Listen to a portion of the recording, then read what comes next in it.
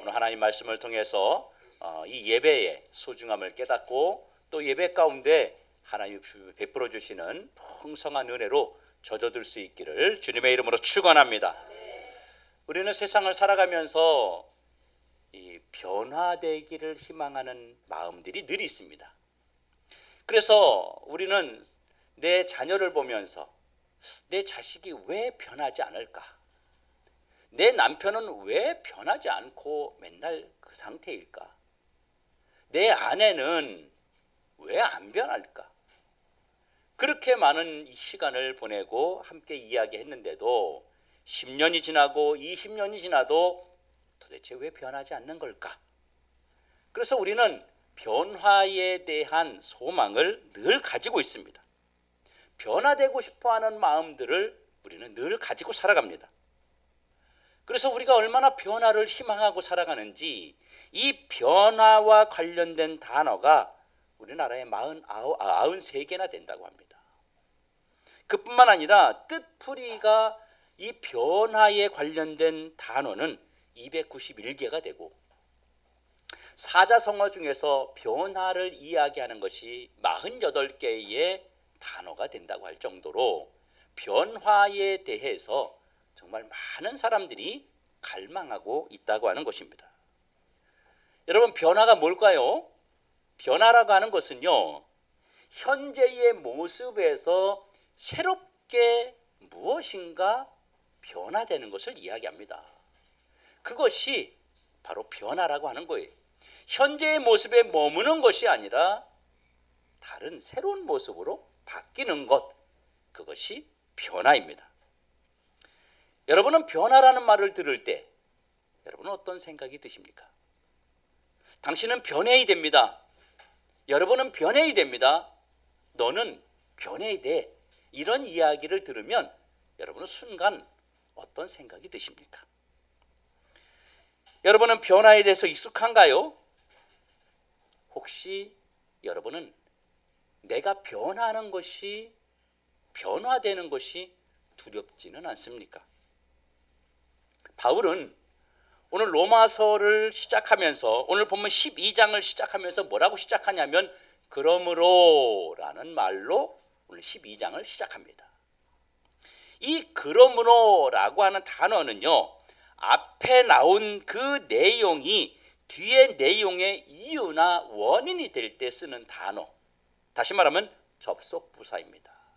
그러니까 사도 바울이 로마서 1장 1절부터 11장 마지막까지 이야기했던 것의 결론, 그 결론으로 그러므로라는 말을 12장에서 사용하고 있는 것입니다.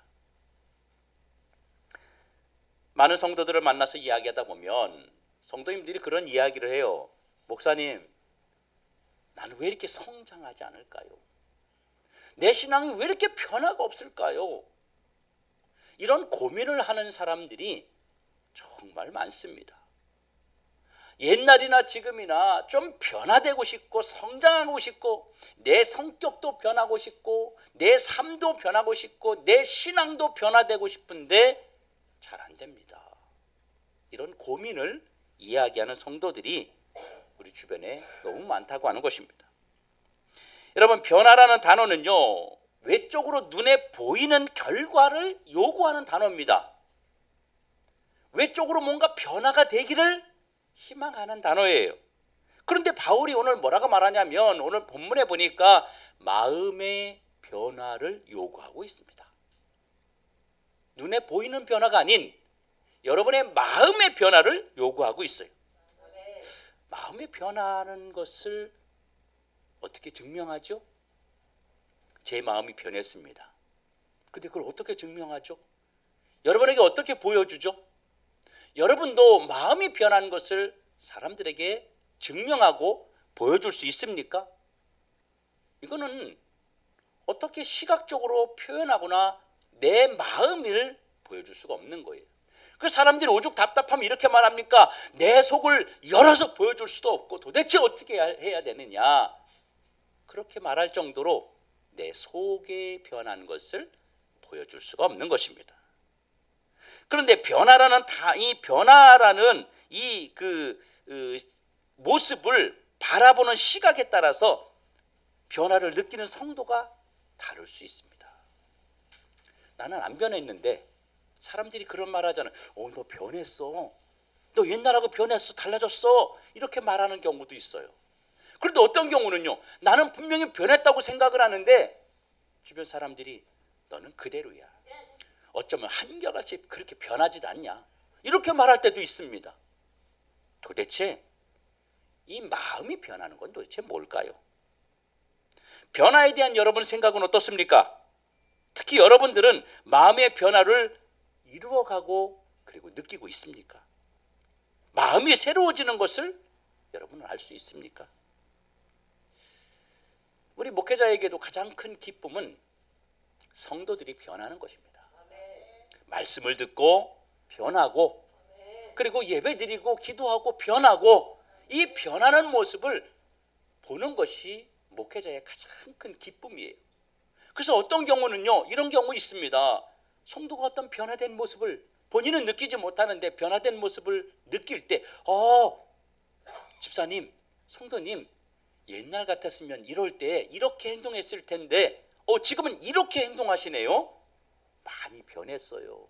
그럼 목사님 제가 변했어요? 전 모르겠는데요. 이렇게 이야기하는 경우를 우리가 많이 보게 된다는 것입니다.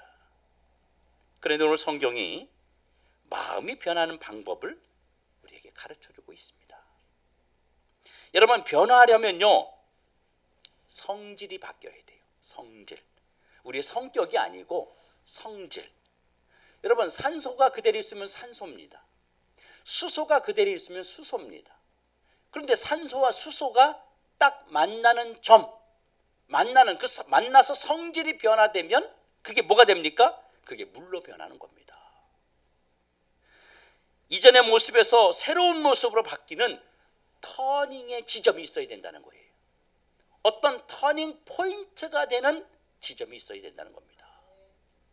사람들이 변할 때 보면 그냥 변하는 게 아니고요. 어떤 변화에 어떤 충격이라든지 어떤 요소라든지 이런 것들이 생겼을 때 변합니다. 우리 자녀들 공부시켜보면 물론 처음부터 공부 안 하는 애가 끝까지 공부 안 하는 경우도 있습니다만은 그런데 자녀들 보면 중학교까지 공부도 안 하던 애가 갑자기 고등학교 들어가더니 공부에 열정을 보이는 거예요. 그 반대인 경우도 있어요.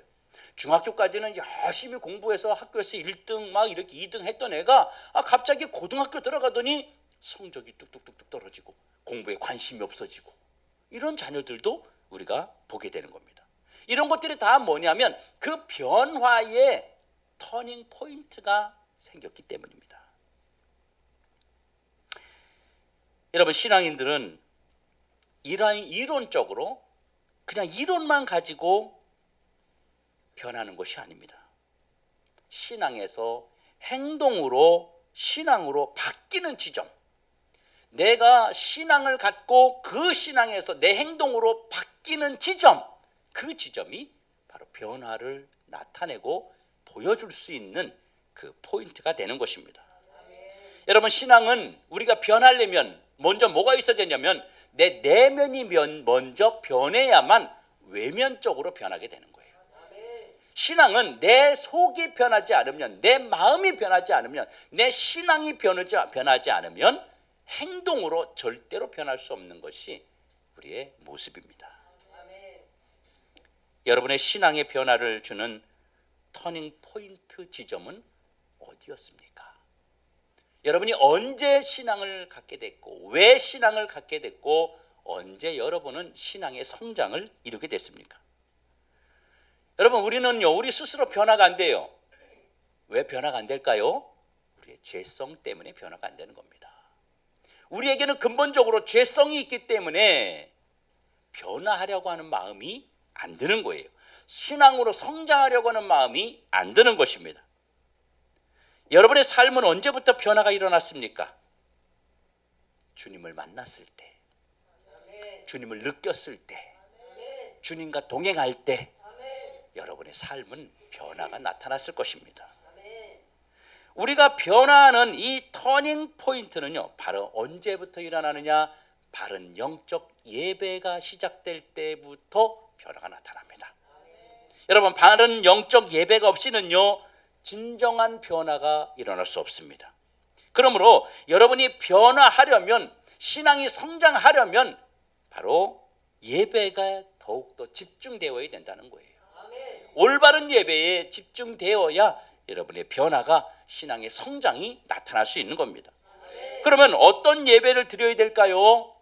성경에 보니까 이렇게 말합니다. 너희 몸을 하나님이 기뻐하시는 거룩한 산제물로 드려라. 이는 너희가 드릴 영적 예배니라. 왜 영적 예배라고 했을까요? 우리 육체가 주님을 만나는 것이 아니라 우리의 영이 주님을 만나는 것이기 때문에 그래요. 내 몸이 이곳에 와 있다 할지라도 내 마음이, 내 영이 여기에 집중되고 있지 않다면 그것은 나를 변화시킬 수 없는 예배가 되는 것입니다. 많은 분들이 이런 생각을 합니다. 왜 내 인생은 바뀌지 않을까? 왜 나는 도대체 변하지 않고 항상 원점으로 돌아가는 것일까? 여러분, 영적 예배가 여러분의 인생을 근본적으로 바꿔줄 수 있다는 사실을 믿으시기를 주의 이름으로 축원합니다.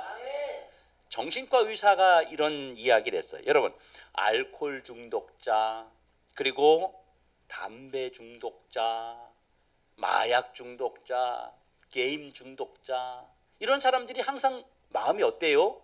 이걸 끊고 싶어 합니다. 담배 피는 사람, 술 먹는 사람, 도박하는 사람, 이거 끊고 싶어 합니다. 그래서 옛날에 보면 담배 남아있는 거 내가 오늘부터 끊을 거야, 딱 집어던집니다. 그리고 또 핍니다. 다음에 보면 또 펴요. 술도 마찬가지예요. 도박도 돈 잃고 나면 내가 다시는 도박 안 할 거야. 그리고 와서는 또 생각나서 또 갑니다.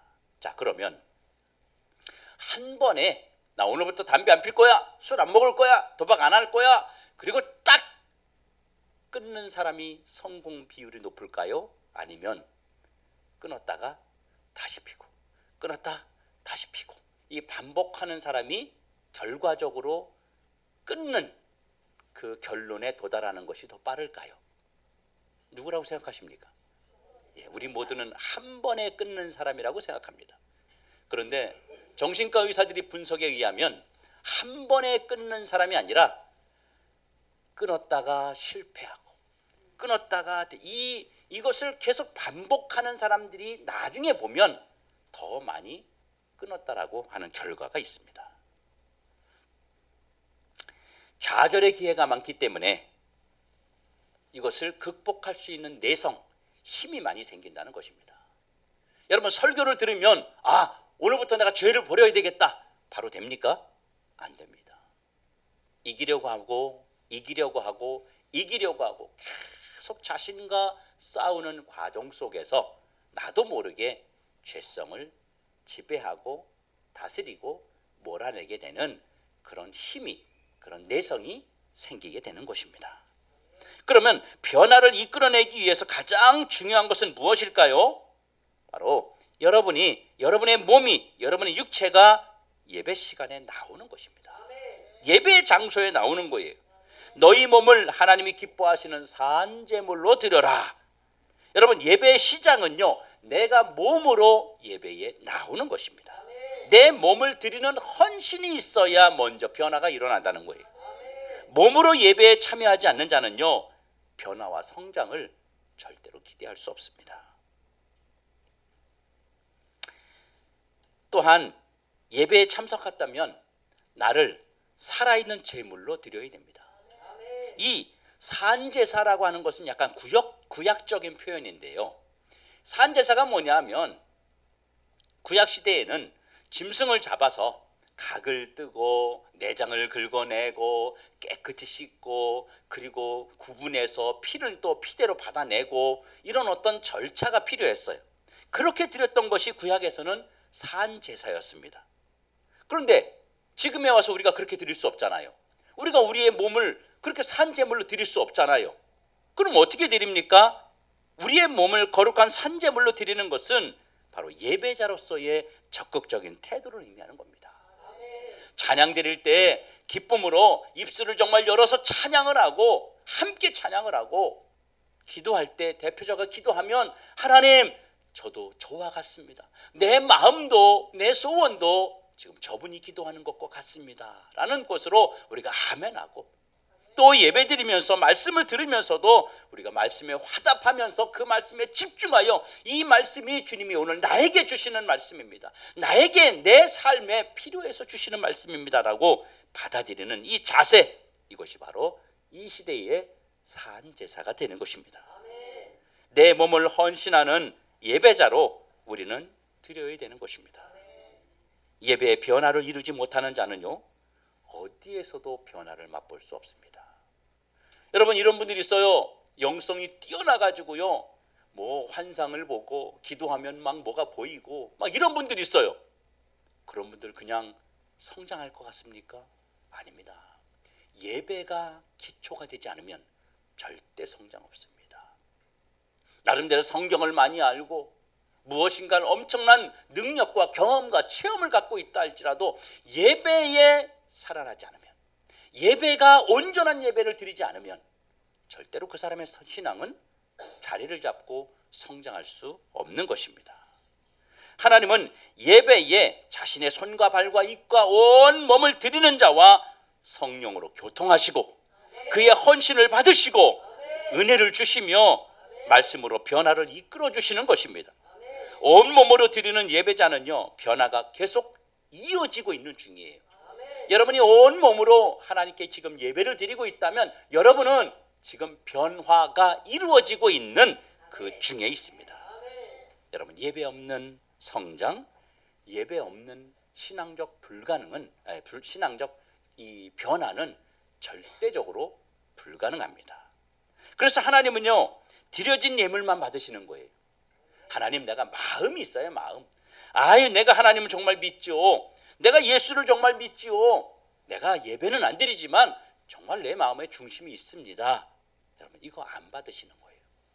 드려질 가능성이 있는 것 주님이 안 받으세요. 오직 드려진 것만 받으시는 거예요. 내가 부족하지만, 나약하지만 오늘 드려진 예배만 받으시는 것이지 예배 드릴 잠재적 가능성이 있는 것은 안 받으시는 거예요. 아무리 그것이 대단하고 위대한 예배를 드릴 수 있는 그런 사람이라 할지라도 지금 드리는 예배만 주님이 받으시는 것입니다. 여러분, 이 세대를 본받지 말라고 그랬어요. 이 세대란 뭘까요? 바로 내 주변에서 유행하는 세상 풍속, 세상 풍조를 말하는 것입니다. 몸으로 예배드린 자에게 변화를 위해서 하나님이 영적인 것을 하늘에서 에너지를 주셨는데, 세상 풍조와 가까워지면, 세상 풍조와 함께하면 하나님이 내려주신 은혜는 우리는 다 소멸해버리고 말게 되는 겁니다. 남아있지 않게 되는 거예요. 예배자들에게는요, 세상의 것, 또 세상의 모든 것들을 바로 경계의 대상이라는 것을 여러분이 기억하셔야 됩니다. 여러분, 세상을 본받지 말라고 하는 말의 의미는 두 가지예요. 하나는요, 세상을 본받지 말라, 세상에 우리 가장 친한 친구들입니다. 여러분, 조심하셔야 돼요. 친구들이요, 이렇게 말합니다. 야, 우리 오늘 어디 먹으러 가자, 오늘 뭐 놀러 가자, 우리 여행 가자, 이렇게 이야기합니다. 그러면 나 내일 주일날이라 교회 가야 돼. 그러면 이제 유혹합니다. 야, 새벽에 가서 일찍 데리고 와라. 아침에 일찍 가서 예배 드리고 와라. 우리 교회는 또 뭐 아침 일찍 드리는 7시 예배가 없으니까, 야, 영상으로 가면서 예배 드려, 이렇게 이야기합니다. 또, 야, 내 친구는 교회 권사야, 장로야, 집사야, 그 사람들도 다 가더라, 이렇게 유혹을 합니다. 여러분, 이렇게 되면 만약에 그들이 말대로 그렇게 아침에 일찍 영상을 보거나 아침에 일찍 예배 드리고 그리고 간다면, 그리고 세상과 함께하고 친구들과 함께한다면 그날 내려준 은혜가 그대로 존재하겠습니까? 남아있지 않습니다. 다 소멸되고 아무것도 하나님의 은혜가 나에게 남아있지 않습니다. 이것이 바로 세상 풍조라고 하는 것입니다. 또 하나는요, 세상 유행과 떠들썩한 소리들을 주의해야 됩니다. 이 세상이 변하는 것을 우리는 닮아가려고 엄청 노력합니다. 세상이 빨간 옷을 입으면 우리도 빨간 옷을 입고 싶어요. 세상이 파란 옷을 입으면 우리도 파란 옷을 입고 싶은 거예요. 세상이 빨간 옷을 입는데 파란 옷을 입는데 내가 노란 옷을 입으면 괜히 나만 바보 된 것 같은 거예요. 나만 세상의 유행에 뒤떨어진 사람같이 느껴지는 것입니다. 그러나 여러분, 우리는 하나님이 주신 색깔이 있습니다. 하나님이 주신 세상 풍조와 다른 우리의 삶과 우리의 습관과 우리의 모습이 있습니다. 그것을 우리는 닮아가야 되는 거예요. 우리는 노란색인데 세상이 빨간색이라고 해서 빨간색으로 바뀌려고 하니까 빨간색도 아니고 노란색도 아닌 희끄무리한 색깔이 나타나게 되는 겁니다. 그러니까 성도도 아니고 세상 사람도 아닌 모습으로 우리가 변화되게 되는 거예요. 그러니까 어떻게 돼요? 우리에게는 신앙 성장과 변화가 존재하지 않게 되는 것입니다. 여러분, 세상 풍속, 세상 풍조를 가볍게 여기면 바로 우리의 신앙은 제자리 걸음을 절대 면할 수 없다고 하는 것입니다. 그렇기 때문에 목사님, 내 신앙이 자라지 않고 있어요. 나는 맨날 왜 그대로일까요? 라고 말하게 된다고 하는 것입니다. 우리가 마음의 변화를 얻기 위해서는요, 예배를 통해서 하나님의 선하신 뜻을 우리가 분별해야 됩니다. 하나님이 원하시는 것은요, 적극적으로 행하는 영적인 노력이 있을 때 우리의 삶에 변화를 허락하십니다. 여러분, 변화는요, 좋은 습관과 연관이 되어 있습니다. 좋은 습관. 하나님께서 원하시는 것이 무엇인지를 찾으려고 하는 그 끊임없는 노력. 하나님 말씀이 무엇을 말하고 있는지, 주님이 나에게 무엇을 요구하고 있는지, 성경에서 하나님이 무엇을 나에게 말씀하고 있는지, 이것을 찾으려고 하는 그 습관적인 노력이 우리에게 절대적으로 필요하다고 하는 것입니다. 그러면 어떤 곳에 변화가 나타날까요? 어떤 곳에서 우리의 신앙의 성장과 변화가 나타날까요? 복음이 전파되는 곳에 변화가 나타납니다. 여러분, 성경 어디에도요, 성경에 나오는 수많은 인물들이 있는데 변화되기 위해서 복음을 전하고 예배드린 자가 존재하지 않습니다. 변화되기 위해서 복음 전하거나 예배드린 자가 없다는 거예요. 예배 드렸더니 변화되고, 복음 전했더니 변화되고, 예? 찬송했더니 가정의 변화가 나타나고, 자녀의 변화가 나타나고, 질병의 변화가 나타나고, 영적인 변화가 나타나고, 삶의 변화가 나타나더라는 것입니다. 또 하나는 예수님의 사랑이 나타나는 곳에 변화가 나타납니다. 예수님의 사랑, 정말 그렇게 안 변할 것 같았고, 정말 그렇게 고집과 아집이 대단했던 사람이 예수님의 사랑이 들어가고 나니까 완전히 변해버리는 거예요. 무섭게 보였던 사람이 그냥 부드러운 사람으로 변하는 거예요. 그렇게 과격했던 사람이 정말 온순한 사람으로, 어쩌면 저렇게 변할 수 있을까 싶을 정도로 변하게 되는 것입니다. 바로 예수님의 사랑이 전파되는 곳, 예수님의 사랑 앞에 남아나는 것이, 예수님 사랑 앞에 농안하지 않는 것이 아무것도 없습니다. 또 하나는 진정한 용서와 화합이 이루어지는 곳에 변화가 나타납니다. 우리가 왜 용서가 안 될까요? 누가 있으면 왜 용서가 안 될까요? 내가 저것만은 용서 못하겠다. 내가 저 사람만은 용서 못하겠다. 우리 살면서 이런 것들 하나씩은 있지 않습니까? 왜 용서가 안 될까요? 내가 변화되지 않았기 때문에 용서가 안 되는 것입니다.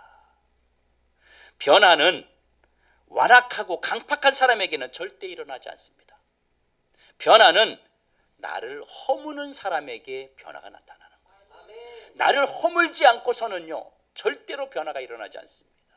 내 생각에, 내 어떤 습관에, 내 마음에 변화가 일어나지 않으면, 절대로 그것이 허물어지지 않으면 그 사람의 삶의 변화와 성장은 기대할 수 없게 되는 것입니다.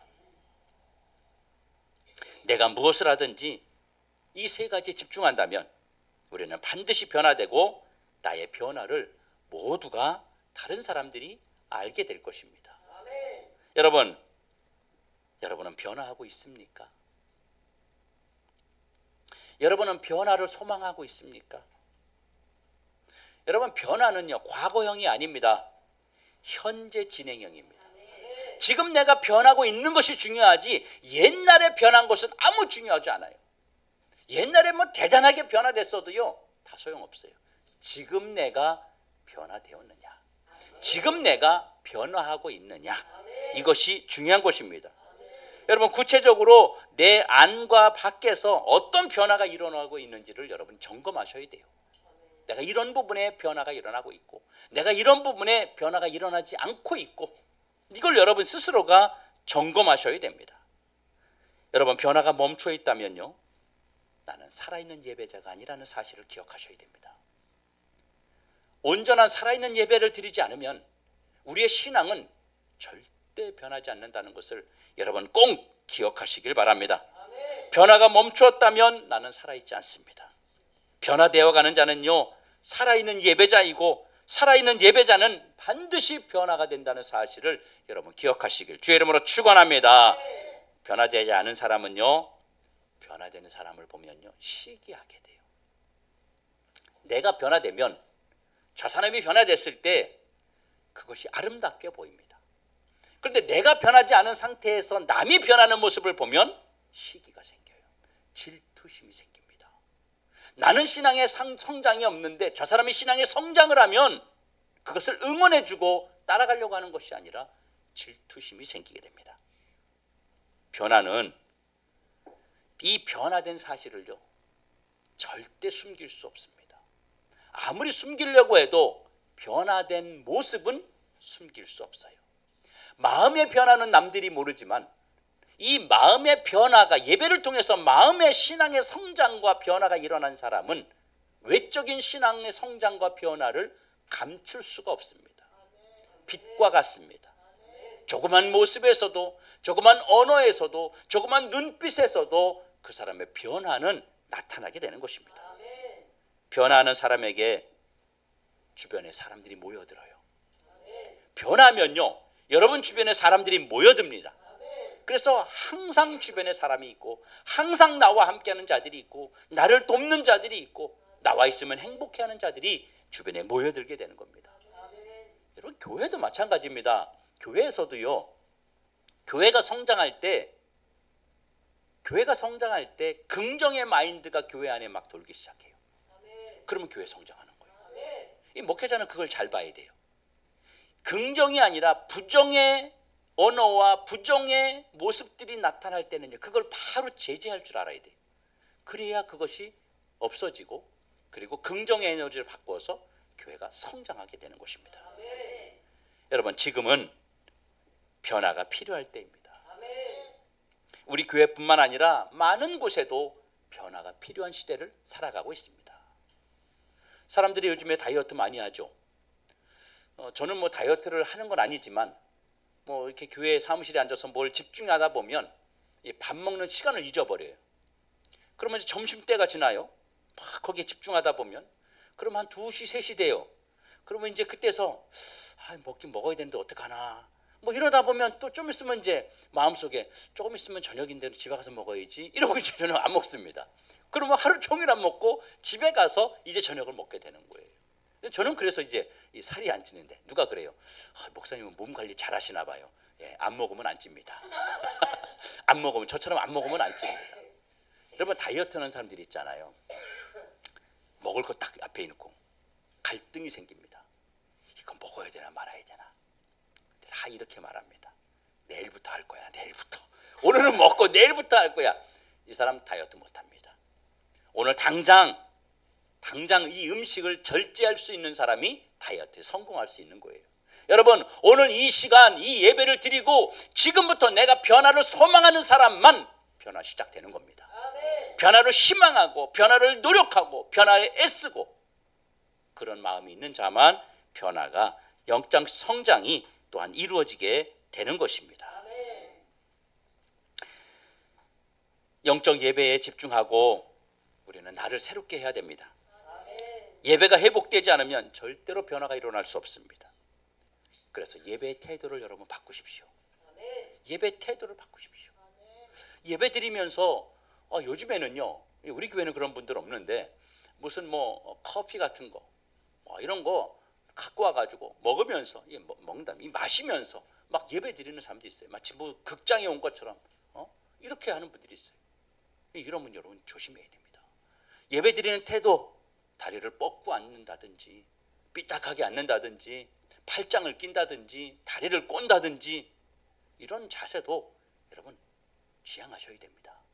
올바른 예배 태도를 통해서 우리가 영적 재물이 되는 것입니다. 외적인 모습만 드렸다고 시간을 지켰다고 예배가 아닌 것입니다.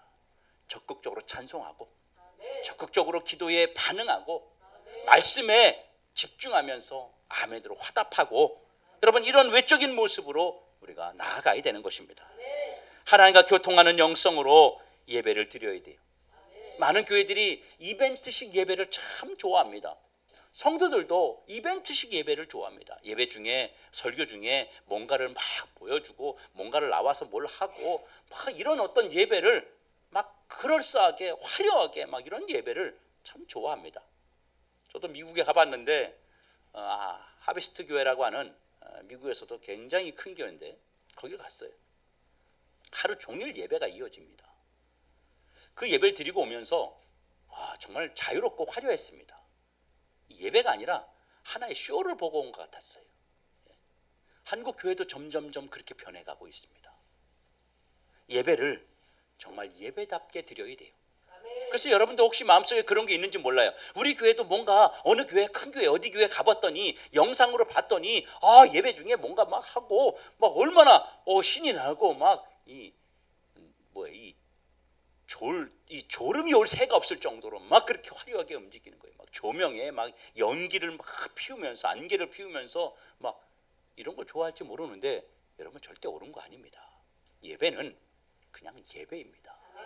우리를 위한 예배가 아니라 우리가 산 제물이 되는 예배입니다. 변화를 위해서 말씀을 붙잡아야 됩니다. 말씀이 들려야 돼요. 말씀이. 저는 설교 준비하면서 이 말씀이 성도들에게 들릴까? 이걸 늘 고민합니다. 이 말씀이 들릴까? 어떻게 하면 설교가 들리게 할 수 있을까? 잘하고 못하고 또 무슨 박식한 유식한 그런 막 원서 이야기를 하면서 히브리어 헬레어 막 말을 이야기하고 사실 성도들 관심 없습니다. 그거. 와, 우리 목사님 대단해. 많이 하는 것 같아. 그렇지만 난 관심 없어. 그럽니다. 어떻게 하면 여러분이 말씀을 들을 수 있을지, 어떻게 하면 예배에 집중해 주의 말씀에 여러분이 반응할 수 있을지 그 말씀에 집중하셔야 된다는 사실을 기억하시길 바랍니다. 오늘 주시는 말씀은 나에게 주님이 나를 사랑하셔서 주는 말씀이라는 것을 여러분이 깨닫고 주의 음성에 늘 반응하는 여러분 되길 원합니다. 여러분 오늘 주일 예배를 통해서 우리에게 주시는 하나님의 선물이 뭐냐면 바로 변화를 선물하시는 겁니다. 예배를 통해서 엄청난 것을 여러분이 기대하고 있을지 모르지만 주님은 온전한 예배를 통해서 여러분의 신앙의 변화, 여러분의 삶의 변화, 여러분의 생각의 변화를 선물로 주고 계시다는 사실을 기억하며 예배에 집중하는 우리 모든 성도가 되길 주의 이름으로 축원합니다. 아멘.